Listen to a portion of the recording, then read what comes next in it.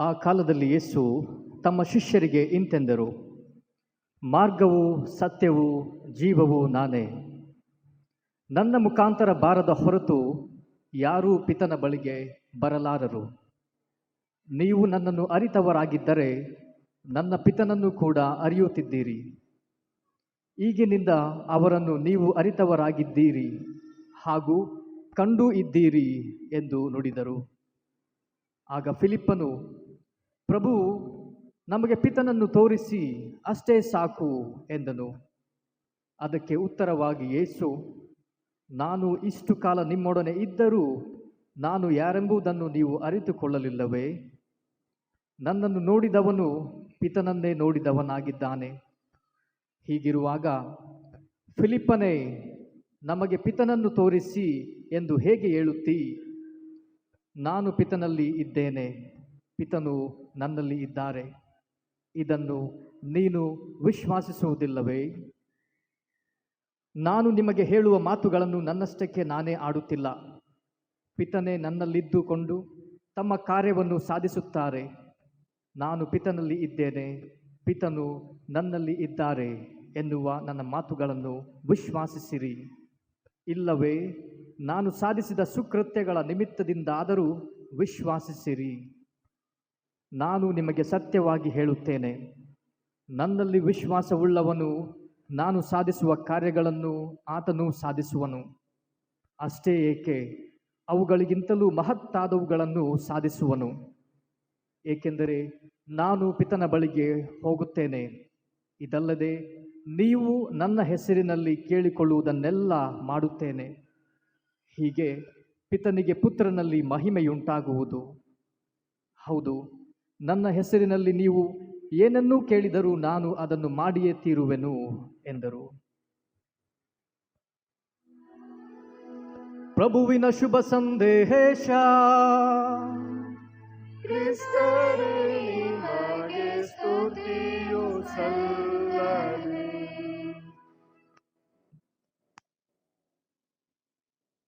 Price the lord. ಯೇಸುವೇ ಸ್ತೋತ್ರ, ಯೇಸುವೇ ವಂದನೆ, ಯೇಸುವೇ ಆರಾಧನೆ, ಯೇಸುವೇ ಮಹಿಮೆ. Hallelujah, hallelujah. ದೇವರಲ್ಲಿ ನಾವಿಡುವ ಭರವಸೆ ನಮ್ಮನ್ನ ನಿರಾಶೆಗೊಳಿಸುವುದಿಲ್ಲ.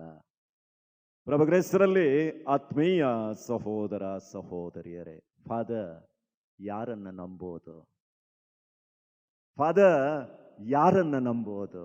32 ಹಲ್ಲಗಳನ್ನ ನಮ್ಮ ಮುಂದೆ ಕಿಸ್ದು ಬಿಟ್ಟು ಹಿಂದಿಂದ ಚೂರಿ ಹಾಕ್ತಾರಲ್ಲ, ಅವ ಚೂರಿ ಹಾಕಿದ್ದನಂತ ನನಗೆ ನಂಬುವುದಕ್ಕೆ ಕಷ್ಟ. ಫಾದರ್ ಯಾರನ್ನ ನಂಬುವುದು? ಎದುರುಗಡೆ ತಾನು ದೈವ ಭಕ್ತ ಅಂತ ಬಿಂಬಿಸಿ ಹಿಂದ್ಗಡೆ ಅವರನ್ನ ಮುಗಿಸುವುದಕ್ಕೆ ಸ್ಕೆಚ್ ಆಗ್ತಾ ಇರುವವರನ್ನ ನಂಬುವುದಕ್ಕೆ ಸಾಧ್ಯನಾ? ಮೋಸ, ವಂಚನೆ, ದಗ ತುಂಬಿದಂತ ಈ ಪ್ರಪಂಚದಲ್ಲಿ ನಾವು ಯಾರ ಮೇಲೆ ಭರವಸೆ ಇಡುವುದು? ಹಾಗಾದರೆ ಆತ್ಮೀಯರೇ, ನಾವು ತಗೊಂಡಂತ ವೆಹಿಕಲ್ ಮೇಲೆ ಭರವಸೆ ಇಡೋಣವಾ? ಅಳ್ದು ತೂಗಿ ನೋಡಿ ಗೂಗಲಲ್ಲಿ ಸರ್ಚ್ ಮಾಡಿ ಯಾರೋ ಒಬ್ರು ಇಷ್ಟರವರೆಗೆ ಆಕ್ಸಿಡೆಂಟ್ ಆಗದೇ ಇರುವಂತ, ಆಕ್ಸಿಡೆಂಟ್ ಆದರೂ ಸಾಯದೇ ಇರುವಂತ ವೆಹಿಕಲ್ ಅನ್ನ ತಗೊಂಡ Volvo car. December 22, 2024 Nelamangala toll ಗೇಟಿನ ಹತ್ರ. ಯಾಕಂದ್ರೆ ಅವ ಕಾರ್ ತಗೊಳ್ಳುವಾಗ ಆ ಕಾರಿಗೆ ಎದುರಿಂದ ಗುದ್ದಿದ್ದಾರೆ, ಏನಾಗಿಲ್ಲ. ಹಿಂದಿಂದ ಗುದ್ದಿದ್ದಾರೆ, ಏನಾಗಿಲ್ಲ. ಸೈಡಿಂದ ಗುದ್ದಿದ್ದಾರೆ, ಏನಾಗಿಲ್ಲ. ಈ ಕಡೆಯಿಂದ ಗುದ್ದಿದ್ದಾರೆ, ಏನಾಗಿಲ್ಲ. ಮೇಲಿಂದ ಯಾರು ಗುದ್ದಿಲ್ಲ. ಅವಾಗ ಗೊತ್ತಾಯಿತು, ಮೇಲಿನಿಂದ ಗುದ್ದಿದ್ರೆ ಎಲ್ಲವೂ ಹೋಗುತ್ತೆ ಅಂತ. 26 ಟನ್ ಇರುವಂತ ಕಂಟೈನರ್ ಕಾರಿನ ಮೇಲೆ ಬಿತ್ತು. ಚಂದ್ರಂ ಯಾಗಪಾಗೊಲ್ ಅನ್ನುವಂಥ ಮಹಾರಾಷ್ಟ್ರದ ಸಾಂಗ್ಲಿ ಎನ್ನುವಂಥ ಜಾಗಕ್ಕೆ ಸೇರಿದಂಥ ವ್ಯಕ್ತಿ 4 ಜನರನ್ನ ಅವರ ಜೊತೆಗೆ ಸ್ವರ್ಗಕ್ಕೆ ತಗೊಂಡೋದ. ಹಾಗಾದರೆ ನಮ್ಮಲ್ಲಿರುವಂಥ ವೆಹಿಕಲ್ ಮೇಲೆ ಭರವಸೆ ಇಡುವುದಕ್ಕೆ ಸಾಧ್ಯವಿಲ್ಲ. ತುಂಬಾ ಜನ ಬ್ಯಾಂಕಲ್ಲಿ ಸಾಲ ಮಾಡಿ ಅಲ್ಲಿ ಇಲ್ಲಿ ಬಂಗಾರ ಇಟ್ಟು ಮನೆಯನ್ನ ಕಟ್ಟಿದ್ದಾರೆ. ಒಬ್ಬ ನಿಟ್ಟುಸಿರು ಬಿಟ್ಟು ಒಂದು ಸ್ವಂತ ಮನೆ ಕಟ್ಟಿದ್ದೇನೆ ಅಂತ ಆಲೋಚನೆ ಮಾಡಿದ್ರೆ ಕಟ್ಟಿರುವ ಮನೆಯಲ್ಲಿ ಭರವಸೆ ಇಡಾಣುವ ಇಲ್ಲ. ಉಡುಪಿಯ ಅಂಬಲ್ಪಾಡಿ ಎನ್ನುವಲ್ಲಿ ಜುಲೈ 15, 2024 ರಮಾನಂದ ಶೆಟ್ಟಿ ಮತ್ತು ಅಶ್ವಿನಿ ದಂಪತಿಗಳು ಒಂದು ವಿಶಿಷ್ಟ ಮನೆಯನ್ನ ಕಟ್ಟಿದ್ರು. ಬೀಗ ಇಲ್ಲ, ಖಾಲಿ, ಬೆರಳು ಕೊಟ್ರೆ ಸಾಕು ಓಪನ್ ಆಗುವಂತ ಡೋರ್. ಅದ್ರೇನು ಮಾಡೋದು, ಆ ಡೋರೇ ಅವರಿಗೆ ಕಂಟಕ ಆಯಿತು. AC ಬ್ಲಾಸ್ಟ್ ಆಯಿತು, ಇಡೀ ಮನೆಗೆ ಬೆಂಕಿ ಹತ್ಕೊಂತು. ಇಬ್ಬರು ಗಂಡ ಹೆಂಡತಿ ಸುಟ್ಟು ಕರಕಲಾದ್ರು. ಹಾಗಾದ್ರೆ ಮನೆಯಲ್ಲೂ ಕೂಡ ಭರವಸೆ ಇಡಂಗಿಲ್ಲ. ಸಂಬಂಧದಲ್ಲಿ ಭರವಸೆ ಇಡಾಣುವ, ನನ್ನ ಅಳಿಯ, ನನ್ನ ಮೊಮ್ಮಗ ಇಲ್ಲ. ಸಂಬಂಧದಲ್ಲೂ ಇವತ್ತು ಭರವಸೆ ಇಡುವುದಕ್ಕೆ ಸಾಧ್ಯವಿಲ್ಲ. ಬೆಳ್ತಂಗಡಿಯ ಬಾಲಕೃಷ್ಣ ಬಡಿಕಾಲಯ ನಿವೃತ್ತ ಮಾಸ್ಟರ್ ಕಾಸರಗೋಡಿಂದ ಅಳಿಯ ಬಂದ ಅಂತೇಳಿ ಒಳ್ಳೆ ಪುಲ್ಚಾರ್ ಮಾಡಿ ಬಾಳೆ ಎಲೆಯಲ್ಲಿ ಬಡಿಸಿದ ಅಳಿಯನಿಗೂ ಮೊಮ್ಮಗನಿಗೂ. 4 ಗಂಟೆಗೆ ಟೀ ಕೊಟ್ಟ. ಆದರೆ 4 ಗಂಟೆಗೆ ವಾಪಸ್ ಕಾಸರಗೋಡಿಗೆ ಹೋಗುವಾಗ ಮೊಮ್ಮಗ ಮುರಳಿ ಕೃಷ್ಣ, ಅಳಿಯ ರಾಘವೇಂದ್ರ ಮಾವನನ್ನು ಅಜ್ಜನನ್ನು ಕಡಿದು ಅಂಗಳದಲ್ಲಿ ಮಲಗಿಸಿಬಿಟ್ಟು ಹೋದರು. ಹಾಗಾದ್ರೆ ಸಂಬಂಧದಲ್ಲೂ ಭರವಸೆ ಇಡುವುದಕ್ಕೆ ಸಾಧ್ಯವಿಲ್ಲ. ಸುಖದಲ್ಲೂ ದುಃಖದಲ್ಲೂ ನಿನ್ನ ಜೊತೆಗೆ ನಾನು ಇರ್ತೀನಿ ಅನ್ನುವಂತ ಗಂಡನಲ್ಲಿ ಹೆಂಡತಿಯಲ್ಲಿ ಭರವಸೆ ಇಡಾಣುವ ಇಲ್ಲ ಅನ್ನತ್ತೆ. ಮತ್ತೊಂದು ಘಟನೆ, ಕಾರ್ಕಳದ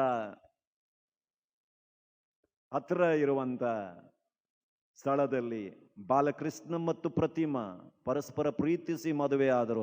ಆದರೆ ಈ ಪ್ರತಿಮಾ ಗಂಡನಿಗೆ ಸ್ಲೋ ಪಾಯ್ಸನ್ ಹಾಕಿ ಯಾವಾಗ ಸಾಯ್ತಾನೆ ಅಂತ ಕಾದು ಕಾದು ಅಕ್ಟೋಬರ್ 20, 2024 ಮುಗಿಸಿಬಿಟ್ಲು. ಹಾಗಾದರೆ ಗಂಡ ಹೆಂಡತಿಯಲ್ಲೂ ಭರವಸೆ ಇಲ್ಲ. ಹಾಗಾದ್ರೆ ಪ್ರೀತಿಸುವವರ ಮೇಲೆ ಭರವಸೆ ಇಡಾಣುವ ಇಲ್ಲ, ಭರವಸೆ ಇಡಂಗಿಲ್ಲ. ಈಗ ತುಂಬಾ ಜನ ಹೆಂಡತಿಯರು ಗಂಡನಿಗೆ ಹೇಳ್ತಾ ಇದ್ರು ಫ್ರಿಜ್ ತಾ ಫ್ರಿಜ್ ತಾ ಫ್ರಿಜ್ ತಾ ಅಂತ. ಈಗ ಗಂಡ ಎಲ್ಲಾದ್ರೂ ಹೆಂಡತಿಗೆ ಸರ್ಪ್ರೈಸ್ ಕೊಡೋಣ ಅಂತ ಡಬಲ್ ಡೋರ್ ಇದ್ದು ಫ್ರಿಜ್ ಇಳಿಸಿದ ಕೂಡಲೇ ಈಕೆಯ ಎದೆ ಡಬ್ಬ ಡಬ್ಬ ಡಬ್ಬ ಡಬ್ಬ ಅನಿಸಕ್ಕೆ ಸ್ಟಾರ್ಟ್ ಆಗುತ್ತೆ. ಇವ ಫ್ರಿಜ್ ಯಾಕೆ ತಂದಿದ್ದಾನೆ, ಅದು ಡಬಲ್ ಡೋರ್, ನನ್ನ ಸೈಜಿಗೆ ಇದೆ. ಯಾವಾಗ ಕಟ್ ಮಾಡಿ ಫ್ರಿಜ್ಜಲ್ಲಿ ಇಡ್ತಾನೋ ಗೊತ್ತಿಲ್ಲ. ಯಾಕಂದ್ರೆ ಮೊದಲು ಮಟನ್ ಚಿಕನ್ ಮಾತ್ರ ಫ್ರಿಜ್ಜಲ್ಲಿ ಇಡ್ತಾ ಇದ್ದಂಥ ಕಾಲ ಇತ್ತು. ಈಗ 37 ಪೀಸು, 54 ಪೀಸು, 74 ಪೀಸು. ಫ್ರಿಜ್ ಯಾವ ಸೈಜಿಗಿದೆ ಆ ಸೈಜಿಗೆ ಪೀಸ್ ಮಾಡಿ ಫ್ರಿಜ್ಜಲ್ಲಿ ಇಡುವಂತ ಕಾಲ ಬಂದುಬಿಟ್ಟಿದೆ. ಹೆಂಡತಿ ಗಂಡನ ಹತ್ರ ಕೇಳ್ತಾಳೆ. ಯಾಕಂದ್ರೆ ಮಹಾರಾಷ್ಟ್ರದಲ್ಲಿ ಫಾರಿನಿಂದ ಬಂದ ಗಂಡನನ್ನ ನೀಲಿ ಡ್ರಮ್ ಒಳಗಡೆ ಹಾಕಿ ಸಿಮೆಂಟ್ ಕಾಂಕ್ರೀಟ್ ಹಾಕಿ ಹೆಂಡತಿ ಮುಚ್ಚಿಬಿಟ್ಟಿದ್ದಾಳೆ. ಹೆಂಡತಿ ಗಂಡನ ಹತ್ರ ಕೇಳ್ತಾಳೆ, 5,000 ರೂಪಾಯಿ ಕೊಡ್ರಿ, 5,000 ರೂಪಾಯಿ ಕೊಡ್ರಿ. ಯಾವಾಗಲೂ ದುಡ್ಡು ಕೊಡಕ್ಕೆ ಏನು ಬ್ಯಾಂಕ್ ಇಟ್ಟಿದ್ದೀನ ನಾನು? ದುಡ್ಡಿಲ್ಲ ಕಣೆ. ಹಲೋ, ಹಾರ್ಡ್ವೇರ್ ಶಾಪ, ಒಂದು ನೀಲಿ ಡ್ರಮ್ ಮತ್ತು 2 ಸಿಮೆಂಟ್ ಬ್ಯಾಗ್ ಕಳಿಸಿಕೊಡಿ ಮನೆಗೆ. ಫೋನ್ ಇಡುವುದರೊಳಗಡೆ 5,000 ರೂಪಾಯಿ ಗಂಡ ಹೆಂಡತಿ ಕೈಯಲ್ಲಿ ಕೊಟ್ಬಿಟ್ಟೆ. ಇಲ್ಲದಿದ್ರೆ ಇವ ಡ್ರಮ್ ಒಳಗಡೆ ಹೋಗ್ತಾನೆ. ಭರವಸೆ ಇಲ್ಲ, ಭರವಸೆ ಇಡುವುದಕ್ಕೆ ಸಾಧ್ಯ ಇಲ್ಲ. ಹಾಗಾದರೆ ಈ ಕೆಟ್ಟ ಪ್ರಪಂಚದಲ್ಲಿ ಜೀವಿಸ್ತಾ ಇರುವಂತ ನಾವು ಭರವಸೆಯ ಯಾತ್ರಿಕರಾಗಿ ಯಾರಲ್ಲಿ ಭರವಸೆ ಇಡೋಣ? ದೇವರಲ್ಲಿ ಮಾತ್ರ ಭರವಸೆಯನ್ನ ಇಡಬಹುದು ಅಂತ ದೇವರ ವಾಕ್ಯ ನಮಗೆ ರೋಮಾಪುರದವರಿಗೆ ಬರೆದ ಪತ್ರ 5ನೇ ಅಧ್ಯಾಯ 5ನೇ ವಾಕ್ಯ ಹೇಳುತ್ತೆ, ನಿಮ್ಮ ಭರವಸೆ ಯಾವತ್ತೂ ನಿಮ್ಮನ್ನ ನಿರಾಶೆಗೊಳಿಸುವುದಿಲ್ಲ. ದೇವರ ವಾಕ್ಯವನ್ನ ನಾವು ಓದುತ್ತಾ ದೇವರ ವಾಕ್ಯ ಪವಿತ್ರ ಬೈಬಲನ್ನ ತೆರೆಯುತ್ತಾ ಹೋದಂತೆ ಬೈಬಲಲ್ಲಿ ಅನೇಕ ಭರವಸೆಯ ನಿದರ್ಶನಗಳನ್ನ ನಾವು ಕಾಣುತ್ತೇವೆ. ಅದರಲ್ಲಿ 7 ಆರಿಸಿ ನಿಮ್ಮ ಮುಂದೆ ನಾನು ಇಡ್ತೇನೆ. ನಮ್ಮ ದೇವರು ಯಾವತ್ತೂ ನಮ್ಮನ್ನ ನಿರಾಶೆಗೊಳಿಸುವಂತ ದೇವರಲ್ಲ, ನಮ್ಮ ನಿರಾಶೆಯನ್ನ ಭರವಸೆಯಾಗಿ ಪರಿವರ್ತಿಸುವಂತ ದೇವರು. ಅರಸರುಗಳ 2ನೇ ಗ್ರಂಥ ಅಧ್ಯಾಯ 4 ವಾಕ್ಯ 1ರಿಂದ 7ರಲ್ಲಿ ನಾವು ಕಾಣುತ್ತೇವೆ. ವಿಧವೆ ಮತ್ತು 2 ಮಕ್ಕಳನ್ನ ಹೊಂದಿದಂತ ಆ ವ್ಯಕ್ತಿ ಎಲೀಷಾ ಪ್ರವಾದಿ ಅವರ ಮನೆಯ ಮುಂದೆ ಸಾಕ್ತಾ ಹೋಗುವಾಗ ಈಕೆ ಹೇಳ್ತಾಳೆ, ನಾನು ವಿಧವೆ, ನನ್ನ ಹತ್ರ ಏನೂ ಇಲ್ಲ. ಕೆಲವರ ಒಂದು ಮನವಿ ಮಾಲೆ, ನಾವು ಬಡವರು, ನಮ್ಮ ಹತ್ರ ಏನೂ ಇಲ್ಲ. ನಾವು ಅವರ ತೋಟದಲ್ಲಿ ಕೆಲಸ ಮಾಡುವವರು, ನಾವು ಬಡವರು. ಈಗಿನ ಕಾಲದಲ್ಲಿ ತೋಟ ಇಟ್ಟವ ಸತ್ತ, ತೋಟದಲ್ಲಿ ಕೆಲಸ ಮಾಡದವರು ಬದುಕಿದ್ರು. ಯಾಕಂದ್ರೆ ಅಡಿಕೆಗೆ ರೇಟ್ ಆಗಲಿ ಆಗದೇ ಇರಲಿ, ಇವರಿಗೆ 600 ರೂಪಾಯಿ ಕೊಡೋದು ಕೊಡ್ಲೇಬೇಕು. ಬಡವರು ಬಡವರು ಬಡವರು ಅಂತೀವಿ, ಯಾರನ್ನೋ ಉದ್ಧಾರ ಮಾಡಕ್ಕೆ ಇವರು ಬಡವರಾಗ್ತಾ ಇದ್ದಾರೆ ಅನ್ನುವಾಗ ಈಕೆ ಹೇಳಿದ್ಲು, ನನ್ನ ಹತ್ರ ಏನೂ ಇಲ್ಲ. ಅದಕ್ಕೆ ಎಲೀಷಾ ಪ್ರವಾದಿ ಹೇಳ್ತಾನೆ, ನಿನ್ನ ಹತ್ರ ಏನೂ ಇಲ್ಲ ಅಂತ ಹೇಳಬೇಡ, ಏನಿದೆ ಅನ್ನುವುದನ್ನ ಹೇಳು. ತುಂಬಾ ಜನ ನಾವು ದೇವರಿಂದ ಪಡೆದ ಆಶೀರ್ವಾದಗಳನ್ನ ಲೆಕ್ಕ ಹೇಳೋದಿಲ್ಲ, ಏನು ನಮಗೆ ದೊರಕಿಲ್ಲ ಅದರ ಕಡೆಗೆ ಗಮನ ಕೊಡ್ತೀವಿ. ಈಗ ಆ ವಿಧವೆ ಹೇಳ್ತಾಳೆ, ನನ್ನ ಭರಣಿಯಲ್ಲಿ ಸ್ವಲ್ಪ ಎಣ್ಣೆ ಇದೆ, ಸ್ವಲ್ಪ ಎಣ್ಣೆ ಇದೆ. ಹಾಗಾದ್ರೆ ಪಾತ್ರೆ ಮತ್ತೆ ಈ ಅಮ್ಮ ಹೇಳ್ತದೆ, ಪಾತ್ರೆ ಇಲ್ಲ. ಹೋಗಮ್ಮ ಪಕ್ಕದ ಮನೆಯಲ್ಲಾದ್ರೂ ಕೇಳ್ಕೊಂಡು ಬಾರ. ಆಯ್ತು, 4-5 ಪಾತ್ರೆ ತಂದ್ಲು. ಎಲೀಷಾ ಪ್ರವಾದಿ ಹೇಳ್ತಾನೆ, ಈ ಎಣ್ಣೆಯನ್ನ ಪಾತ್ರೆಗೆ ಸುರಿ. ಎಲ್ಲ ಪಾತ್ರೆಗಳು ಫುಲ್ ಆದವಂತೆ. ಈಗ ಅಮ್ಮ ಮಗನ ಹತ್ರ ಕೇಳ್ತಾಳೆ, ಪಾತ್ರೆ ಇದೇನಪ್ಪ? ಇದು ತಾಯಿಯಿಂದ ಬಂದ ಬಳುವಳಿ ಅಲ್ವಾ? ಇಲ್ಲ ಇಲ್ಲ ಇಲ್ಲ ಇಲ್ಲ ಇಲ್ಲ ಅಂತದ್ದು. ಆತನು ಹೇಳಿದ, ಇಲ್ಲ ಅಮ್ಮ.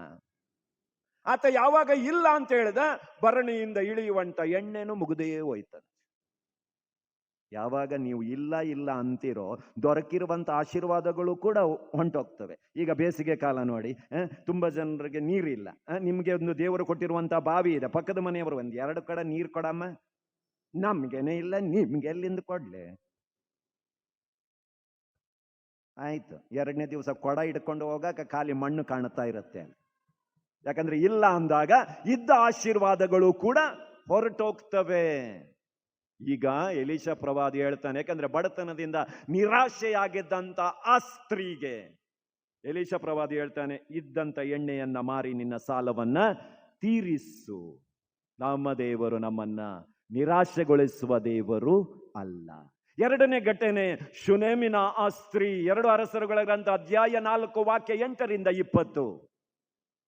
ಎಲೀಷಾ ಪ್ರವಾದಿ ಮತ್ತೆ ಆ ಊರಲ್ಲಿ ಹೋಗುವಾಗ ಮಕ್ಕಳಿಲ್ಲದಂತ ದಂಪತಿಗಳನ್ನ ಕಾಣ್ತಾನೆ. ಈಗಿನ ಕಾಲದಲ್ಲಿ ನೋಡಿ, ಮದುವೆ ಆದ ಕೂಡ್ಲೆ 2 ವರ್ಷ 3 ವರ್ಷದ ಒಳಗಡೆ ಮಕ್ಕಳು ಆಗಬೇಕು.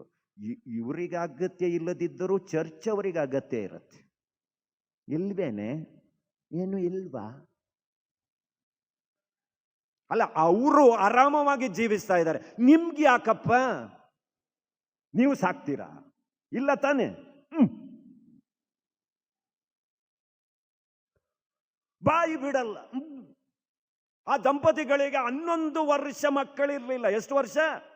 11 ವರ್ಷ. ಧರ್ಮ ಕೇಂದ್ರದ ಜನರು ಆಳಿಗೆ ಒಬ್ಬನಂತೆ ಮಾತಾಡಕ್ಕೆ ಶುರು ಮಾಡ್ತು.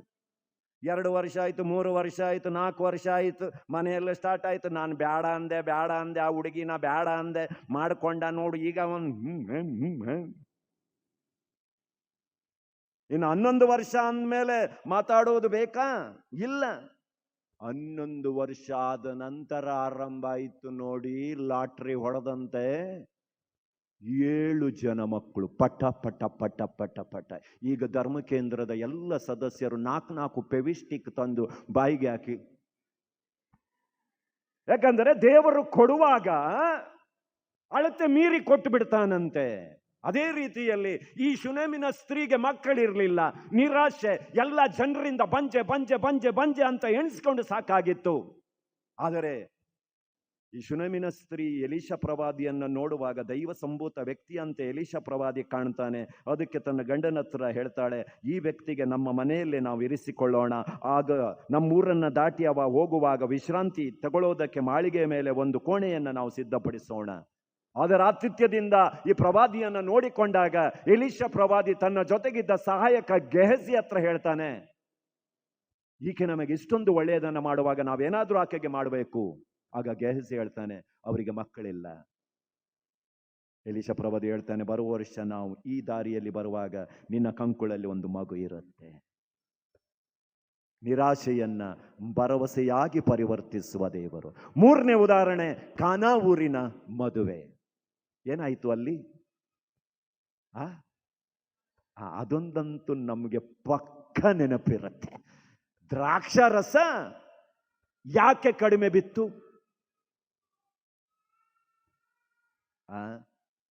ಜನ ಜಾಸ್ತಿ ಆದ್ರ ಇಲ್ಲ, ಫ್ರೀಯಾಗಿ ಸಿಕ್ಕಿತ್ತು ಅಂತ ಸ್ವಲ್ಪ ಜಾಸ್ತಿ ಏರಿಸಿದ್ರೆ ಇರ್ಬೋದು.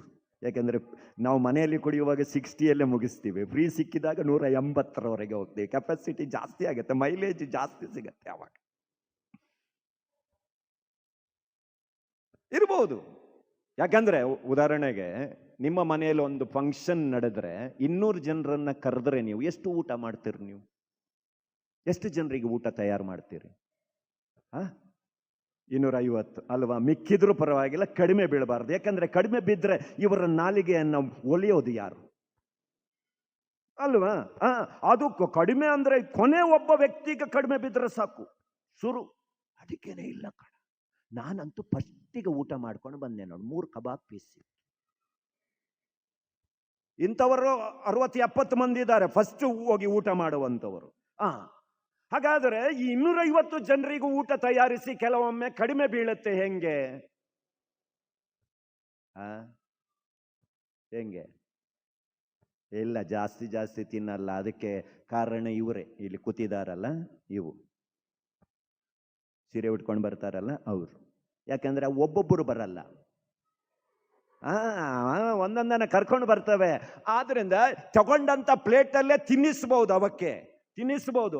ಇಲ್ಲ 2 ಪ್ಲೇಟು ಹಾಕ್ರಿ, ಒಂದು 3 ಸೆಂಟಿಮೀಟರ್ ಇರುತ್ತೆ ಅದು, ಇನ್ನೊಂದು ಪ್ಲೇಟು.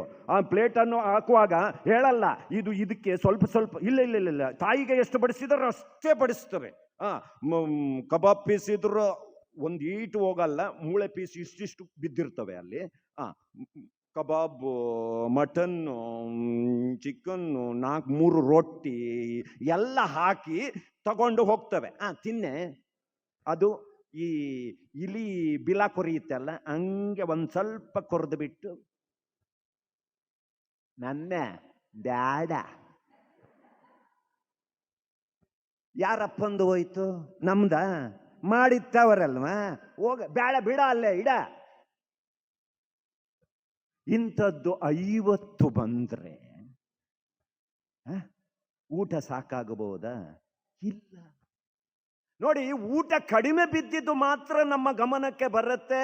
ಆ ಹಾಲ್ ಹತ್ರ ಬಿಟ್ಟು ಹೋಗಿರುವಂತ ಪ್ಲೇಟ್ಗಳಲ್ಲಿ ಉಳಿದಿರುವಂತ ಅನ್ನ ಯಾರಿಗಾದ್ರೂ ಕಾಣುತ್ತಾ?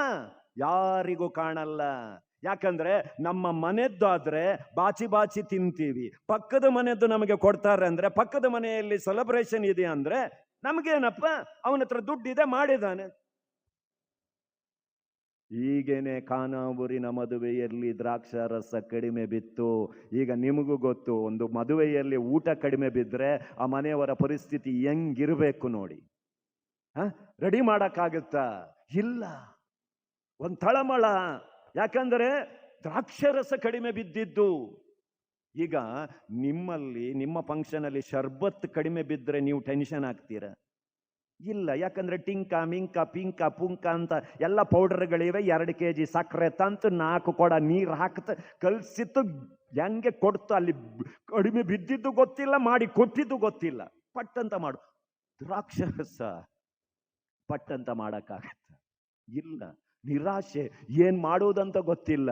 ನೋಡಿ, ಭರವಸೆಯ ನಕ್ಷತ್ರ ಮಾತೆ ಮರಿಯಮ್ಮನವರ ಗಮನಕ್ಕೆ ಅದು ಹೋಯಿತು.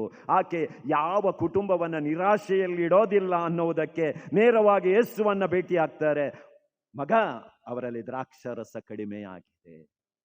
ನಿಮ್ಮ ಕುಟುಂಬದಲ್ಲಿ ಪ್ರೀತಿಯ ದ್ರಾಕ್ಷಾರಸ, ಆರೋಗ್ಯದ ದ್ರಾಕ್ಷಾರಸ ಕಡಿಮೆಯಾದಾಗ ನೀವು ಬರಬೇಕಾದಂತ ಸ್ಥಳ ಈ ಸ್ಥಳ. ಅಮ್ಮ, ನಮ್ಮ ಕುಟುಂಬದಲ್ಲಿ ಆರೋಗ್ಯದ ದ್ರಾಕ್ಷಾರಸ ಕಡಿಮೆಯಾಗಿದೆ, ಸಮಾಧಾನದ ದ್ರಾಕ್ಷಾರಸ ಕಡಿಮೆಯಾಗಿದೆ. ಎಲ್ಲ ತೊಂದರೆಗಳು ನಮ್ಮ ಕುಟುಂಬವನ್ನ ಸುತ್ತುವರಿದಿವೆ ಅಮ್ಮ. ಅಮ್ಮ ಹೇಳ್ತಾಳೆ, ಭಯ ಪಡಬೇಡ ಮಗಳೇ, ಯೇಸು ಇದ್ದಾರೆ. ನಾನು ಹೇಳ್ತೀನಿ, ಅಲ್ಲಿ ನೀರಿದ್ದದ್ದನ್ನ ದ್ರಾಕ್ಷಾರಸವಾಗಿ ಪ್ರಭು ಯೇಸು ಪರಿವರ್ತನೆ ಮಾಡಿದರು. ಮತ್ತೆ ನಿರಾಶೆಯನ್ನ ಭರವಸೆಯಾಗಿ ಪರಿವರ್ತಿಸಿದರು. 4ನೇದು, ಪೇತ್ರ ಇಡೀ ರಾತ್ರಿ ಬಲೆ ಬೀಸಿದ. ಏನಾದ್ರೂ ಸಿಕ್ತಾ? ಇಲ್ಲ. ಬೆಳಿಗ್ಗೆ ಏನ್ ಮಾಡ್ತಾ ಇದ್ದ ಆತ? ಬಲೆಯನ್ನ ತೊಳಿತಾ ಇದ್ದ. ಯೇಸು ಬಂದರು, ಪ್ರಬೋಧನೆ ಸ್ಟಾರ್ಟ್ ಮಾಡಿಬಿಟ್ರು ದೋಣಿಯಲ್ಲಿ ಕುಳಿತು. ಪೇತ್ರನಿಗೆ ಯೇಸು ಹತ್ರ ಹೇಳಕ್ಕೆ ಆದರೂ ಟೈಮ್ ಸಿಕ್ಕಿದ, ಸ್ವಾಮಿ ಮೀನು ಸಿಕ್ಕಿಲ್ಲ ಅಂತ ಇಲ್ಲ. ಈತ ಯೇಸುವಿನ ಪ್ರಬೋಧನೆ ಕೇಳಿದ್ನು? ಕೇಳಿರಕ್ಕಿಲ್ಲ. ಯಾಕಂದ್ರೆ ಟೆನ್ಷನಲ್ಲಿ ಕೇಳೋದು ಹೆಂಗೆ? ಈಗ ನಿಮ್ಮಲ್ಲಿ ತುಂಬ ಜನರಿಗೆ ಫೋನ್ ಬಂದಿದೆ ಮನೆಯಲ್ಲಿ, ದೊಡ್ಡಮ್ಮ ಬಂದಿದ್ದಾರೆ, ದೊಡ್ಡಮ್ಮನ ಮಗ ಬಂದಿದ್ದಾರೆ ಅಂತ. ಈಗ ಇವತ್ತು ರಾತ್ರಿ ಹೋಗಬೇಕು. ಈಗ ಕೆಲವರು ಈಗ ಈಗ ಈ ಕಡೆ ಬಂದರು, ಇಲ್ಲಿವರೆಗೆ ಅದೇ ಆಲೋಚನೆಯಲ್ಲಿ ಇದ್ರು, ದೊಡ್ಡಮ್ಮ ಬಂದಿದ್ದಾರೆ ಮಟನ್ ತಿಂತಾರೆ, ದೊಡ್ಡಮ್ಮನ ಮಗ ಮಟನ್ ತಿನ್ನಲ್ಲ, ಎರಡೆರಡು ಮಾಡಬೇಕು, ಏನಪ್ಪ ಮಾಡೋದು, ನಾಳೆ ಬೆಳಿಗ್ಗೆ ಹೋಗಿ ಪ್ರಬೋಧನೆ ಎಲ್ಲಿ ಹೋಗುತ್ತೆ? ಈ ಪೇತ್ರನಿಗೆ ಚಿಂತೆ ಇಷ್ಟಿತ್ತ, ಏನ್ ಮಾಡೋದು. ಆದರೆ ದೇವರು ನಮ್ಮ ನಿರಾಶೆಗಳನ್ನ ನೋಡ್ತಾರೆ. ಪ್ರಬೋಧನೆ ಮುಗಿದು ಕೂಡ್ಲೆ ಪೇತ್ರನಿಗೆ ಹೇಳ್ತಾರೆ, ನಿನ್ನ ಬಲೆಯನ್ನ ಆಳವಾದ ಸಮುದ್ರಕ್ಕೆ ಹಾಕು. ಮೀನು ಹಿಡಿಯುವುದರಲ್ಲಿ ಎಕ್ಸ್ಪರ್ಟ್ ಯಾರು? ಪೇತ್ರ. ಯೇಸುವಿಗೆ ಏನಾದ್ರೂ ಗೊತ್ತಾ? ಯೇಸುವಿಗೆ ಬಡಗಿ ಕೆಲಸ ಮಾತ್ರ ಗೊತ್ತು. ಕೆಲವೊಮ್ಮೆ ನಾವು ಆಲೋಚನೆ ಮಾಡ್ತೀವಿ, ಅವನಿಗೇನು ಗೊತ್ತು ಅಂತ. ಕೆಲವೊಮ್ಮೆ ಬೇರೆಯವರ ವಿಚಾರ ಸ್ವಲ್ಪ ಕೇಳಬೇಕಾಗತ್ತೆ. ನೀವು ಒಂದು ನಟ್ಟನ್ನು ಕೂರಿಸ್ತಾ ಇದ್ದೀರಿ ಮನೆಯಲ್ಲಿ, ಹಿಂಗೆ ತಿರುಗಿಸ್ತಾ ಇದ್ರೆ ಎಷ್ಟು ತಿರುಗಿಸಿದ್ರು ಕೂರಲ್ಲ. ಅದು ನಿಮ್ಮ ನಾಕಾಣೆ ಇದೆಯಲ್ಲ, ಅದು ಬಂದು ಪಪ್ಪ ಹಂಗೆ ಅಲ್ಲ ಹಿಂಗೆ ತಿರುಗಿಸು ಅಂತದೆ. ನೀವು ಅರ್ಧ ಗಂಟೆ ತಿರುಗಿಸಿದ್ರಿ, ತಲೆ ಎಲ್ಲ ಕೆಟ್ಟೋಗಿದೆ, ಕೂರ್ತಾ ಇಲ್ಲ. ಇವ ಬಂದು ಹಂಗೆಲ್ಲಪ್ಪ ಹಿಂಗೆ ಕೂರಿಸು ಅಂದ್ರೆ ತೆಗೆದು ಆ ಸ್ಕ್ರೂ ಡ್ರೈವರಲ್ಲೇ ಒಂದು ತಲೆಗೆ ಕೊಡೋಣ ಅಂತ ಅನಿಸುತ್ತೆ. ಆದರೂ ಇರಲಿ ಅಂತೇಳಿ ಸ್ಕ್ರೂ ಡ್ರೈವರನ್ನು ಹಿಂಗೆ ತಿರುಗಿಸುವ ಬದಲು ಹಿಂಗೆ ತಿರುಗಿಸಿದ್ರಿ, ಒಂದೇ ನಿಮಿಷಕ್ಕೆ ನಟ್ಟು ಕೂತು ಮಗನಿಸುತ್ತೆ. ಆವಾಗದಿಂದ ಆಗಲೇ ತಿರುಗಿಸಿದೆಯಲ್ಲ, ಇದು ಹಿಂಗೆ. ಕೆಲವೊಮ್ಮೆ ಕೆಲವರ ಮಾತುಗಳನ್ನು ಕೇಳಬೇಕು. ಈಗ ಪೇತ್ರ ಅಷ್ಟು ಎಕ್ಸ್ಪರ್ಟ್ ಆಗಿದ್ರು ಕೂಡ, ನಿರಾಶೆಯಲ್ಲಿ ತುಂಬಿದ್ರು ಕೂಡ, ಯೇಸುವಿನ ಮಾತಿಗೆ ಬಲೆಯನ್ನು ಬೀಸ್ತಾನೆ. ಅವನ ಜೀವಮಾನದಲ್ಲಿ ಹಿಡಿಯದಂತ ಮೀನು ಆತನಿಗೆ ಸಿಕ್ತು. ಈಗ ನನ್ನ ಪ್ರಶ್ನೆ, ಇದು ಬೈಬಲಲ್ಲಿ ಇಲ್ಲ, ಇಡೀ ರಾತ್ರಿ ಇಲ್ಲದ ಮೀನು ಈಗ ಎಲ್ಲಿಂದ ಬಂತು?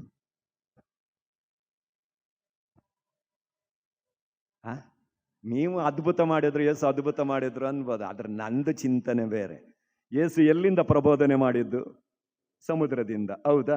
ದೋಣಿಯನ್ನ ಆ ಕಡೆಗೆ ಎಳೆದು ಸಮುದ್ರದಿಂದ. ನಾನು ಆಲೋಚನೆ ಮಾಡ್ತೇನೆ, ಎಲ್ಲೋ ಒಂದು ಮೂಲೆಯಲ್ಲಿದ್ದಂಥ ಮೀನುಗಳು ರೆಸ್ಟ್ ತಗೊಳ್ತಾ ಇದ್ದಂಥದ್ದು ಯೇಸುವಿನ ಪ್ರಬೋಧನೆಯ ಶಬ್ದ ಕೇಳಿ ಸ್ವಯಂ ಅಂತ ಬಂದ್ಬಿಟ್ಟಿದ್ದಾವೆ. ಯಾಕಂದ್ರೆ ಸಂತ ಅಂತೋಣಿಯವರೇ ಪ್ರಬೋಧನೆ ಮಾಡುವಾಗ ಎಲ್ಲ ಮೀನುಗಳು ದಡಕ್ಕೆ ಬಂದು ಪ್ರಬೋಧನೆ ಕೇಳ್ತಿದ್ವಂತೆ. ಸಂತ ಅಂತೋಣಿಯವರಿಗಿಂತ ಯೇಸುವಿನ ಪ್ರಬೋಧನೆ ಪವರ್ಫುಲ್ ಆಗಿರ್ಬೋದು ಅಂತ ನನ್ನ ನಂಬಿಕೆ. ಅನ್ನುವಾಗ ಈ ಜೀವಿಗಳೆಲ್ಲವೂ, ಯಾಕಂದ್ರೆ ಜನರೇ ಕೇಳೋದಿಲ್ಲ ಅನ್ನುವಾಗ ಸೃಷ್ಟಿ ಪ್ರಬೋಧನೆಯನ್ನು ಕೇಳ್ತೋ ಏನೋ, ಪಾಪ ಬಂದು ಸಿಕ್ಕಾಕೊಂಡು ಬಲೆ ಹರಿಯುವಷ್ಟು ಮೀನು ಸಿಕ್ತು. ತದನಂತರ ಆತ್ಮೀಯರ, ಮಾರ್ಥ ಮತ್ತು ಮರಿಯಳ ಜೀವನವನ್ನು ನಾವು ತೆಗೆದುಕೊಂಡಾಗ, ತಮ್ಮನನ್ನ ಕಳೆದುಕೊಂಡು ನಿರಾಶೆಯಲ್ಲಿದ್ದಾಗ ಯೇಸು ಅವರ ಜೀವನದಲ್ಲಿ ಭರವಸೆಯನ್ನ ಮೂಡಿಸಿದರು. 38 ವರ್ಷಗಳ ಕಾಲ ಕುರಿ ಬಾಗಿಲ ಬಳಿಯಲ್ಲಿ ಬಿದ್ದಿದ್ದಂಥ ರೋಗಿ, ನಿರಾಶೆಯಲ್ಲಿದ್ದವ, ನನ್ನಿಂದ ಎದ್ದು ಹೋಗಕ್ಕಾಗಲ್ಲ, ನನಗೆ ಆರೋಗ್ಯ ಸಿಗಲ್ಲ ಅನ್ನುವಂಥ ಕಾಲದಲ್ಲಿ ಯೇಸು ಕ್ರಿಸ್ತರು ಬಂದು ಕೇಳ್ತಾರೆ, ನನ್ನಿಂದ ನಿನಗೇನಾಗಬೇಕು? ಎದ್ದು ನಡೆ. ನೋಡಿ, ನಿರಾಶೆಯಲ್ಲಿದ್ದಂಥ ಅವನ ಬಾಳಿನಲ್ಲಿ ಭರವಸೆ ಮೂಡಿತು. ಅಬ್ರಹಾಮ ಮತ್ತು ಈ ಸಾರಾ ಇಳಿಯ ವಯಸ್ಸಿನವರೆಗೆ ಮಕ್ಕಳ ಭಾಗ್ಯ ಅವರಿಗೆ ಸಿಕ್ಕಿಲ್ಲ. ಆದರೆ ಕೊನೆ ಕಾಲಕ್ಕೆ ಮಕ್ಕಳ ಭಾಗ್ಯ ಅವರಿಗೆ ಸಿಕ್ತು. ಅವರ ನಿರಾಶೆ ಭರವಸೆಯಾಗಿ ಪರಿವರ್ತನೆ ಆಯಿತು. ಆದ್ದರಿಂದ ನಾವು ಏನು ಚಿಂತೆ ಮಾಡಬೇಕಾಗಿಲ್ಲ. ಭರವಸೆ ನಮ್ಮನ್ನ ಯಾವತ್ತೂ ನಿರಾಶೆಗೊಳಿಸುವುದಿಲ್ಲ. ಅದರಿಂದ ಈ ಜೂಬ್ಲಿ ವರ್ಷದಲ್ಲಿ ನಾವಿರುವಾಗ ಭರವಸೆಯ ಯಾತ್ರಿಕರು. ಅದರಿಂದ ಭರವಸೆ ಅಂದ್ರೆ ಏನು? ಭರವಸೆ ಅಂದ್ರೆ ಏನು ಅಲ್ಲ, ಬರುವ ಆಸೆ, ಮುಂದಿರುವಂತಹದ್ದು, ನಮ್ಮ ಬಾಳಿಗೆ ಬರುವಂತ ಆಸೆ ಭರವಸೆ. ಇವತ್ತು ಕಷ್ಟ ಇರಬಹುದು, ಇವತ್ತು ವೇದನೆ ಇರಬಹುದು, ಇವತ್ತು ಅನಾರೋಗ್ಯ ಇರಬಹುದು, ನಾಳೆ ನಿಮ್ಮನ್ನ ದೇವರ ಆಶೀರ್ವಾದ ಮಾಡಬಾರ್ದು ಅಂತ ಇದೇನಾ? ಭರವಸೆಯಲ್ಲಿರ್ಲಿ, ನಿರಾಶೆ ಆಗಬೇಡಿ. ಆದ್ರಿಂದ ಈ ಜೂಬ್ಲಿ ವರ್ಷದಲ್ಲಿ ಭರವಸೆಯ ಯಾತ್ರಿಕರಾಗಿ ನಾವು ಮಾಡಬೇಕಾದಂತ 4 ಕೆಲಸಗಳು, ದೊಡ್ಡ ಕೆಲಸಗಳಲ್ಲ, 4 ಕೆಲಸಗಳು. 1ನೇದ್ದು, ದೇವರ ಬಳಿಗೆ ಹಿಂತಿರುಗಿ. ದೇವರ ಬಳಿಗೆ ಹಿಂತಿರುಗಿ, ದೇವರ ಬಳಿಗೆ ವಾಪಸ್ ಬನ್ನಿ. ಲೋಕದಲ್ಲೇ ಮುಳುಗಬೇಡಿ, ಯಾಕಂದ್ರೆ ಅಲ್ಲಿ ಭರವಸೆ ಇಲ್ಲ. ನೀವು ಏನೇ ಇದ್ರು, ನೀವು ಕಷ್ಟದಲ್ಲಿ ಕೂಡಿಟ್ಟಂತ ಹಣ ಬ್ಯಾಂಕಲ್ಲಿ ಇದೆಯಲ್ಲ, ಯಾವಾಗ ಹೋಗುತ್ತೆ ಅಂತ ಗೊತ್ತಿಲ್ಲ, ಯಾವ ಮ್ಯಾನೇಜರ್ ಕಾಲ್ ಮಾಡ್ತಾನೆ ಅಂತ ಗೊತ್ತಿಲ್ಲ. ಅಮ್ಮ, ನಾವು ಕೆನರಾ ಬ್ಯಾಂಕಿಂದ ಮ್ಯಾನೇಜರ್ ಮಾತಾಡೋದು, ನಿಮಗೊಂದು OTP ಬರುತ್ತೆ, ಹೇಳಿ. ತಗೊಳ್ಳಿ ಸರ್, 3 4 7 8. 15 ಲಕ್ಷ ಹೋಯ್ತು. ಎಲ್ಲಿ ಹೋಯ್ತು ಅಂತ ಗೊತ್ತಿಲ್ಲ. ಅದರಿಂದ ನಿರಾಶೆ ಯಾವಾಗ ಬರುತ್ತೆ ಅಂತ ಹೇಳಕ್ ಬರಲ್ಲ. ಅದರಿಂದ ದೇವರ ಬಳಿಗೆ ಹಿಂತಿರುಗೋಣ. Take A U turn. ಕಳೆದ ವರ್ಷ ನಾವು ಮಂಗಳೂರಲ್ಲಿ ಧ್ಯಾನ ಮುಗಿಸಿ ಹಾಸನಕ್ಕೆ ಹೋಗ್ಬೇಕಿತ್ತು, ಗಾಡೆನಹಳ್ಳಿಗೆ. 8:30ಗೆ ಧ್ಯಾನ ಮುಗಿಯುತ್ತದೆ ರಾತ್ರಿ. ಡ್ರೈವರ್ಗೆ ಹೇಳಿದೆ, ರಾತ್ರಿ ಹೋಗೋಣಪ್ಪ, ಯಾಕಂದ್ರೆ ಬೆಳಿಗ್ಗೆ 9 ಗಂಟೆಗೆ ಅಲ್ಲಿ ಧ್ಯಾನ ಶುರು ಮಾಡಬೇಕು. ಡ್ರೈವರ್ ಹೇಳಿದೆ, ನಾನು ಡ್ರೈವ್ ಮಾಡ್ತೀನಿ ಫಾದರ್. ಅಲ್ಲ, ದಾರಿ ಗೊತ್ತಾಗ್ಬೇಕಲ್ವಾ. ಮ್ಯಾಪ್ ಕೇಳಿ ಫಾದರಿಗೆ ಫೋನ್ ಮಾಡಿ ಮ್ಯಾಪ್ ಹಾಕಕ್ಕೆ ಕೇಳಿ, ಆ ಮ್ಯಾಪಲ್ಲಿ ಹೋಗ್ಬೋದು. ನಾನು 11 ಗಂಟೆಗೆ ಫೋನ್ ಮಾಡಿದೆ ಫಾದರಿಗೆ, ಫಾದರ್ ನಾವು ರಾತ್ರಿನೇ ಬರ್ತೀವಿ, ನಮಗೊಂದು ಮ್ಯಾಪ್ ಕಳಿಸಿ ಅಂತ. ಕಳಿಸಿಕೊಟ್ರು.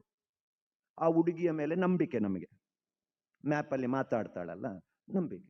ಅವಳು ಸ್ಟಾರ್ಟ್ ಮಾಡಿದ ಕೂಡಲೇ you go straight, take a left, right, ಹಂಗೂ ಹಿಂಗೂ. 12 ಗಂಟೆಗೆ ಹಾಸನಕ್ಕೆ ಬಂದೆವು. ಹಾಸನಕ್ಕೆ ಬಂದು ಇನ್ನೂ ಒಳದಾರಿ, ಗಾಡೆನಹಳ್ಳಿಗೆ ಹಳ್ಳಿ ದಾರಿ, ಲೈಟ್ ಇಲ್ಲ, ಏನಿಲ್ಲ. ನಮ್ಮ ನಂಬಿಕೆ ಯಾರ ಮೇಲೆ? ಹುಡುಗಿಯ ಮೇಲೆ. 1 ಗಂಟೆ ರಾತ್ರಿಗೆ ಬಂದು ನಿಲ್ಲಿಸಿದ್ಲು. You have reached your destination ಅಂದ್ಲು. ಒಂದು ಚರ್ಚ್ ಅಂದ ಮೇಲೆ ಒಂದು ಲೈಟ್ ಇರ್ಬೇಕಲ್ವಾ? ಇಲ್ಲ. ಬಿಟ್ಟು ನೋಡ್ತೀನಿ, ಸ್ಮಶಾನ. You are reached your destination, you are reached your destination ಅಂತ ಹೇಳ್ತಾ ಇದ್ದಾಳೆ. ಈ ಡ್ರೈವರ್ ಸುಮ್ಮನೆ ಇರಬೇಕೋ ಬೇಡ? ಇಷ್ಟು ಬೇಗನಪ್ಪ ಆದರೆ ಇಲ್ಲಿ ಸುಮ್ಮನಿರೇ, ಅದು ರಾತ್ರಿ ಆಗಿದ್ದು ಅಲ್ಲ ಫಾದರ್, ಇದು ನಾವು ಬರುವ ಸ್ಥಳ ಅಲ್ಲ. ಅವಳು ಕರ್ಕೊಂಡು ಬಂದಿದ್ದಾಳಲ್ಲ, ಏನು ಮಾಡೋದು? ಟೇಕ್ ಎ ಯೂ ಟರ್ನ್, ಈಗ ತಿರುಗಿಸು ನೀನು. ಸರಿ, ನಮಗೆ 1 ಗಂಟೆ 12 ಗಂಟೆಗೆ ಸಿಗುವವರು ಯಾರು ದಾರಿ ತೋರ್ಸಕ್ಕೆ? ಪುಣ್ಯಾತ್ಮ ಒಬ್ಬ ಸಿಕ್ಕಿದ, ಟೈಟ್ ಲೋಡ್ ಆಗಿದ್ದಾನೆ. ಕಾರ್ ನಿಲ್ಲಿಸ್ಬಿಟ್ಟು ಇವನ ಹತ್ರ ಕೇಳೋದೋ ಬೇಡವೋ ಅಂತ ಆಲೋಚನೆ ಮಾಡುವಾಗಲೇ, ನಾನು ಕಾರ್ ಇಳಿಯುವಾಗಲೇ ನಮ್ಮನ್ನು ನೋಡೋದು. ಅಷ್ಟು ಲೋಡ್ ಆದರೂ ಅವನಿಗೆ ಪರಿಚಯ ಸಿಕ್ತು. ನೀವು ಯೂಟ್ಯೂಬಲ್ಲಿ ಬರೋರಲ್ಲ. ಅಬ್ಬ, ಜೀವ ಬಂದಾಗ ಆಯ್ತು ನನಗೆ. ಅಪ್ಪ, ಇಷ್ಟು ಲೋಡ್ ಆದರೂ ನನ್ನ ಪರಿಚಯ ಹಿಡ್ಕೊಂಡಲ್ವ. ಅಪ್ಪ, ಚರ್ಚಿಗೆ ಹೋಗಬೇಕು, ಯಾವ ದಾರಿ ಅಂದ. ಇವನಿಗೆ ನಿಲ್ಲಕ್ಕಾಗಲ್ಲ, ನೀವು ಸ್ಟ್ರೈಟ್ ಹೋಗಿ ಅಂದ. ಕೈ ಹಿಂಗಿದೆ, ಇದು ಕಾಡ್ದಾರಿ, ಇಲ್ಲಿ ಹೆಂಗೆ ಹೋಗೋದು? ನಾನು ನಂಬಿಕೆ ಇಟ್ಟೆ, ಇವ ಫಸ್ಟ್ ತೋರಿಸಿದೆ ಅಲ್ವಾ, ಹಿಂಗೆ ಅಂತ ಹೇಳಿ ಹಿಂಗೆ ಬಂತಲ್ಲ, ಅಂದ್ರೆ ಅವನ್ಗೆ ನಿಲ್ಲಕ್ಕಾಗಲ್ಲ, ಅವನ್ ಕೈ ಹಿಂಗೆ ಹೋಗುತ್ತೆ, ಹಂಗೆ ಹೋಗೋಣ ಅಂತ ಹೋದೆವು. ಕರೆಕ್ಟ್ ಚರ್ಚ್ ಸಿಕ್ತು. ಫಾದರ್ ಕಾಯ್ತಾ ಇದ್ರು. ಫಾದರ್ ಬಂದ್ರ, ಮ್ಯಾಪ್ ವರ್ಕ್ ಆಯ್ತಾ ಫಾದರ್? ಅಲ್ಲ, ವರ್ಕ್ ಆಯ್ತು ಫಾದರ್, ಸೀದಾ ಸ್ಮಶಾನಕ್ಕೆ ಕರ್ಕೊಂಡು ಹೋಯ್ತು ನಮ್ಮನ್ನು. ಏನು ಅಂತ ಗೊತ್ತಾಗಿಲ್ಲ. ಇಲ್ಲ, ನಾನು 11 ಗಂಟೆಗೆ ಅಲ್ಲೇ ಇದ್ದೆ, ಅಲ್ಲಿಂದಲೇ ಕಳಿಸಿದೆ ಅಂದ್ರು. ಪಾಪ ಪುಣ್ಯಾತ್ಮ, ಫಸ್ಟ್ ಟೈಮ್ ಮ್ಯಾಪ್ ಕಳಿಸೋದಂತೆ, ಅವರು ಅಲ್ಲಿಂದಲೇ ಮ್ಯಾಪ್ ಕಳಿಸಿಬಿಟ್ಟಿದ್ದಾರೆ. ಮತ್ತೆ ಆ ಹುಡುಗಿ ನಮ್ಮನ್ನು ಅದೇ ಜಾಗಕ್ಕೆ ಕರ್ಕೊಂಡು ಹೋಗೋದು, ಇನ್ನು ಎಲ್ಲಿಗೆ ಕರ್ಕೊಂಡು ಹೋಗುತ್ತೆ? ಆದ್ರಿಂದ ನೀವು ಹೋಗುವಂತ ದಾರಿ ಅದಲ್ಲದಿದ್ರೆ ಟೇಕ್ ಎ ಯೂ ಟರ್ನ್, ಹಿಂದಕ್ಕೆ ಬನ್ನಿ. ಅದರಿಂದ ಇಲ್ಲಿವರೆಗೆ ಪ್ರಪಂಚವನ್ನೇ ನೀವು ನಂಬಿ ಹೋಗಿದ್ದೀರಿ ಅಂದ್ರೆ ಟೇಕ್ ಎ ಯೂ ಟರ್ನ್, ವಾಪಸ್ ಬನ್ನಿ, ವಾಪಸ್ ಬನ್ನಿ. ಇದು ಮೊದಲನೆಯದು. ಎರಡನೆಯದು, ಹಳೆಯದನ್ನೆಲ್ಲವನ್ನ ಮರೆತು ಬಿಡಿ, ಹೊಸತರ ಕಡೆಗೆ ಹೆಜ್ಜೆ ಹಾಕಿ. ಯಾಕಂದ್ರೆ ಲೋಡ್ ಜಾಸ್ತಿ ಆಗಬಾರದು. ನಿಮ್ಮ ಮೊಬೈಲಲ್ಲಾದ್ರೂ ಎಲ್ಲಾದ್ರೂ ಲೋಡ್ ಜಾಸ್ತಿ ಆದ್ರೆ ಹ್ಯಾಂಗ್ ಆಗತ್ತೆ. ಕುಟುಂಬ ಜೀವನದಲ್ಲೂ ಅಷ್ಟೇ, ಹಳೆಯದನ್ನ ಮರೆತು ಬಿಡಿ. ನಾನು ಪ್ರತ್ಯೇಕವಾಗಿ ಈ ಸೈಡಿಗೆ ಹೇಳೋದು, ಪಾಪ ಇವ್ರದ್ದು GB ಕಡಿಮೆ ಇದೆ, ಮೆಮೊರಿ ಕಾರ್ಡ್ 1 GB 2 GB ಅಷ್ಟೇ. ಇದು 160 170 180 ಮಾತಾಡಿದ್ರೆ ಸಾಕು. ನೀನು ಅವತ್ತು ಹಂಗೆ ಹೇಳಿದ್ದೆ, ನೀನು ಇವತ್ತು ಹಿಂಗೆ ಹೇಳಿ, ನನಗೆ ಮರ್ತು ಹೋಗಿಲ್ಲ. ಪಾಪ ಈ ಪುಣ್ಯಾತ್ಮ ರಿವೈಂಡ್ ಮಾಡಿದ್ರು ಇವನಿಗೆ ನೆನಪಾಗಲ್ಲ. ಯಾಕಂದ್ರೆ ಈ ಒಂದು ಮೆಮೊರಿ ಇಷ್ಟೇ, 4 ಘಟನೆಗಳು ನೆನಪಲ್ಲಿರ್ತವೆ, ಮುಳ್ದದೆಲ್ಲ ಡಿಲೀಟ್ ಆಗಿ ಹೋಗುತ್ತೆ. ಈ ನಾಟ್ ಇನಫ್ ಮೆಮೊರಿ. ಇದು ಏನಿಲ್ಲ, 180 GB ಹಿಡ್ಕೊಂಡು ಇದ್ದ 1947 ಅಲ್ಲಿ ಇದ್ದಿದ್ದು ಕೂಡ ತಲೆಯ ಒಳಗಡೆ ಇರುತ್ತೆ.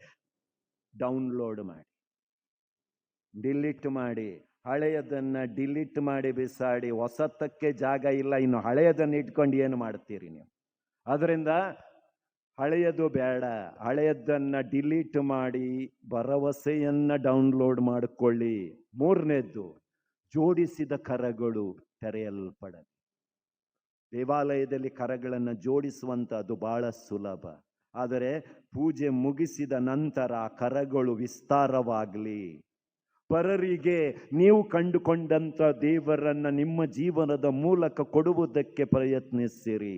ಆತ್ಮೀಯರೇ, ಈ ಪುಣ್ಯಕ್ಷೇತ್ರಕ್ಕೆ ನೀವು ಬರ್ತೀರಿ, ಕೈ ಜೋಡಿಸ್ತೀರಿ, ಪ್ರಾರ್ಥನೆ ಮಾಡ್ತೀರಿ, ನಿಮ್ಮಿಂದ ಬೇರೆ ಏನು ಕೇಳಲ್ಲ, ದೇವರು ಏನು ಕೇಳಲ್ಲ. ಈ ಒಂದು ಪುಣ್ಯ ಸ್ಥಳ ಇದೆ, ಭರವಸೆಯನ್ನು ಕೊಡುವಂತ ಸ್ಥಳ ಇದೆ.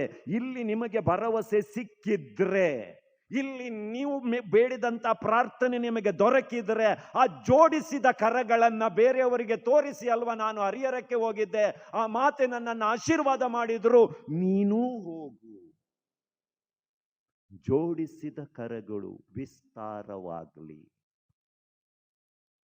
ಈ ಕೆಲಸವನ್ನು ಎಲ್ಲರೂ ಮಾಡಬಹುದು. ಅದಕ್ಕೆ ಖರ್ಚಿದೇನಾ? ಇಲ್ಲ. ಇನ್ವಿಟೇಷನ್ ಅನ್ನು ನೀವು ಕೊಡುವಂಥದ್ದು, ಅಲ್ಲಿಗೆ ಹೋಗು, ನಿನ್ನ ಎಂಥ ನಿರಾಶೆ ಇದ್ರೂ ಅದು ಭರವಸೆಯಾಗಿ ಪರಿವರ್ತನೆ ಆಗುತ್ತೆ ಅಂತ ನೀವೊಂದು ಮಾತನ್ನ ಹೇಳಿ, ನಿನ್ನ ಸಾಕ್ಷಿ ನಾನು ಹೋಗಿದ್ದೇನೆ. ಯಾಕಂದರೆ ಇವತ್ತು ಜನ ಈ ಅದ್ಭುತ ಸ್ವರೂಪದಲ್ಲಿ ದೇವರು ಇದ್ದಾರೆ ಅಂತ ನಂಬುವವರು ಬಹಳ ಕಡಿಮೆ. ನನಗೆ ಸಿಕ್ಕಿದೆ, ನಾನು ಹೋಗಿದ್ದೆ ಅಂತ ನೀವು ಹೇಳಿದ್ರೆ ನಿಮ್ಮಲ್ಲಿ ಭರವಸೆ ಇಡುವವರು ಜಾಸ್ತಿ. ಯಾಕಂದ್ರೆ ಆತ್ಮೀಯರೇ, ಇವತ್ತು 100 ಜನ ಕ್ರಿಸ್ತನನ್ನ ಅರಿಯದೇ ಇರುವವರಲ್ಲಿ ಒಬ್ಬ ಮಾತ್ರ ಬೈಬಲ್ ಓದ್ತಾನೆ, ಉಳಿದ 99 ಮಂದಿ ನಿಮ್ಮನ್ನ ಓದ್ತಾರೆ. ಒಬ್ಬ ಮಾತ್ರ ಬೈಬಲ್ ಓದ್ತಾನೆ, ಉಳಿದ 99 ಮಂದಿ ನಿಮ್ಮನ್ನ ಓದ್ತಾರೆ. ನಿಮ್ಮಲ್ಲಿ ಅವರಿಗೆ ಕ್ರಿಸ್ತ ಕಾಣದಿದ್ರೆ ಅವರೆಲ್ಲಿಗೂ ಹೋಗೋದಿಲ್ಲ. ನಿಮ್ಮ ಅನುಭವವನ್ನು ನೀವು ಹಂಚದಿದ್ರೆ ಅವರಿಗೆ ಕ್ರಿಸ್ತ ಎಲ್ಲಿಯೂ ಕಾಣಲ್ಲ. 4ನೇದು, ಸಂಸ್ಕಾರಗಳು ಆಚರಣೆಯಾಗಲಿ, ಸಂಭ್ರಮ ಬೇಡ. ಒಂದು ದೀಕ್ಷಾಸ್ಥಾನ, ಒಂದು ಪರಮಪ್ರಸಾದ, ಒಂದು ವಿವಾಹ. ನೋಡಿ, ಇವತ್ತು ನಮ್ಮ ಸಮಾರಂಭಗಳು ಸಂಭ್ರಮಗಳಾಗಿದ್ದಾವೆ, ಆಚರಣೆ ಇಲ್ಲ. ನೋಡಿ, ಬೇಕಾದರೆ ಒಂದು ದೀಕ್ಷಾಸ್ಥಾನದ ಕಾರ್ಯಕ್ರಮಕ್ಕೆ ಹೋಗಿ, ಒಂದು ಪ್ರಥಮ ಪರಮಪ್ರಸಾದ ಸ್ವೀಕಾರ ಮಾಡಿದಂಥ ಕಾರ್ಯಕ್ರಮಗಳಿಗೆ ಹೋಗಿ, ಅಲ್ಲಿ ಯೇಸು ಕ್ರಿಸ್ತರು ಇರಬಹುದಾ? ಆ ಮಗನ ಆತ್ಮದೊಳಗಡೆ ಬಂದಂಥ ಯೇಸು ಕ್ರಿಸ್ತರು ಆ ಸಮಾರಂಭದಲ್ಲಿ ಇರುವುದಕ್ಕೆ ನಾವು ಬಿಡಬಹುದಾ? ಸಾಧ್ಯ ಇಲ್ಲ. ಅಂಥದ್ದೆಲ್ಲ ಅಲ್ಲಿ ನಡೆಯುತ್ತದೆ. ಆದ್ರಿಂದ ಸಂಸ್ಕಾರಗಳು ಆಚರಣೆಯಾಗಲಿ. ಸಂಭ್ರಮ ಬೇಕು ಸ್ವಲ್ಪ. ಸುಮ್ಮನೆ ಆತ್ಮೀಯರೇ, ನೀವು ಎಷ್ಟೇ ದುಂದು ವೆಚ್ಚ ಮಾಡಿ, ಎಂಥ ಅಡಿಗೆ ಬೇಕಾದರೆ ಮಾಡಿ, ಇಷ್ಟರವರೆಗೆ ಎಷ್ಟು ಸಮಾರಂಭಗಳಲ್ಲಿ ನೀವು ಭಾಗವಹಿಸಿದ್ರಿ? ಎಷ್ಟು ಅಡಿಗೆಗಳು ನಿಮ್ಮ ನೆನಪಲ್ಲಿದ್ದಾವೆ? ಒಬ್ಬ ವ್ಯಕ್ತಿ ಸರಿಯಾಗಿ ತಿನ್ನುವುದಿದ್ರೆ ಎಷ್ಟು ಮಾಂಸ ತಿನ್ನಬಹುದು ಅಲ್ವಾ? ಒಂದು 4 ಪೀಸ್ ಮಟನ್, 1-2 ಪೀಸ್ ಚಿಕನ್ ಅಷ್ಟೇ. ಇನ್ನು ಉಳಿದದ್ದು ಏನು ಮಾಡಿದ್ರು ಕೂಡ ವೇಸ್ಟೇ. ಅದು ಅರ್ಧ ಪ್ಲೇಟಲ್ಲಿ 400-800 ರೂಪಾಯಿ ಕೊಟ್ಟು ಆ ಕೇಟರಿಂಗ್ ನವನನ್ನ 800 ರೂಪಾಯಿ ಕೊಟ್ಟು ಊಟ ಮಾಡಿಸಿದ್ರು ಕೂಡ ಇವರು ತಿನ್ನುವುದು 100 ರೂಪಾಯಿದು ಮಾತ್ರ. ಉಳಿದದ್ದೆಲ್ಲ ಅಲ್ಲಿ ವೇಸ್ಟ್ ಬಾಕ್ಸಿಗೆ ಹೋಗುತ್ತೆ. ಇದು ಸಂಭ್ರಮ ನಮ್ದು. ಅದರಿಂದ ನಮ್ಮ ಮನೆಗಳಲ್ಲಿ ಇವತ್ತು ಸಮಾರಂಭಗಳು ನಡೆಯುವಾಗ ವೇಸ್ಟ್ ಆಗುವಂತ ವಸ್ತುಗಳನ್ನು ಒಂದು ಕಡೆ ನಾವು ಇಟ್ಟರೆ, ಒಂದೊಂದು ಆಶ್ರಮಗಳಿಗೆ ತಿಂಗಳುಗಟ್ಟಲೆ ನಾವು ಅವರ ಹಸಿವನ್ನ ಇಂಗಿಸಬಹುದು. ಅಷ್ಟು ವೇಸ್ಟ್ ಮಾಡ್ತೀವಿ. ಅದರಿಂದ ಈ ಜೂಬ್ಲಿ ವರ್ಷದಲ್ಲಿ ನಮ್ಮ ಸಂಭ್ರಮಗಳು ಆಚರಣೆಯಾಗಲಿ, ಸಮಾರಂಭ ಆಗುವಂತಹದ್ದು ಬೇಡ. ಅದರಿಂದ ನಾವೆಲ್ಲರೂ ಭರವಸೆಯ ಯಾತ್ರಿಕರಾಗಿ ಈ ಪುಣ್ಯಕ್ಷೇತ್ರಕ್ಕೆ ಬಂದಿದ್ದೇವೆ. ಯಾಕಂದ್ರೆ ಈ ಒಂದು ಜೂಬ್ಲಿ ವರ್ಷದಲ್ಲಿ ನಾವು ಪುಣ್ಯಕ್ಷೇತ್ರವನ್ನು ಸಂದರ್ಶಿಸಬೇಕು. ಯಾಕೆ? ನಮ್ಮ ಪಾಪಗಳಿಗೆ ಪರಿಹಾರ ಮಾಡುವುದಕ್ಕೆ ಪುಣ್ಯಕ್ಷೇತ್ರಗಳನ್ನು ಸೂಚಿಸಲಾಗಿದೆ. ಅದರಿಂದ ಇನ್ನು 25 ವರ್ಷದ ನಂತರ ಬರುವುದು ಇನ್ನೊಂದು ಜೂಬ್ಲಿ. ಅಲ್ಲಿವರೆಗೆ ನಾವು ಬದುಕ್ತೀವೋ ಇಲ್ವೋ ಗೊತ್ತಿಲ್ಲ. ಯಾಕಂದ್ರೆ ಪಕ್ಕದವ್ರನ್ನ ಸ್ವಲ್ಪ ನೋಡಿ. ಈ ಕೊರೋನಾ ಬಂದ ಮೇಲೆ ಕೆಲವರು ಒಂದೊಂದು ಪೊಸಿಷನ್ ಇಟ್ಕೊಂಡು ಕೂತ್ರೆ ಮತ್ತು ಅಲ್ಲಾಡಲ್ಲ, ಅವರು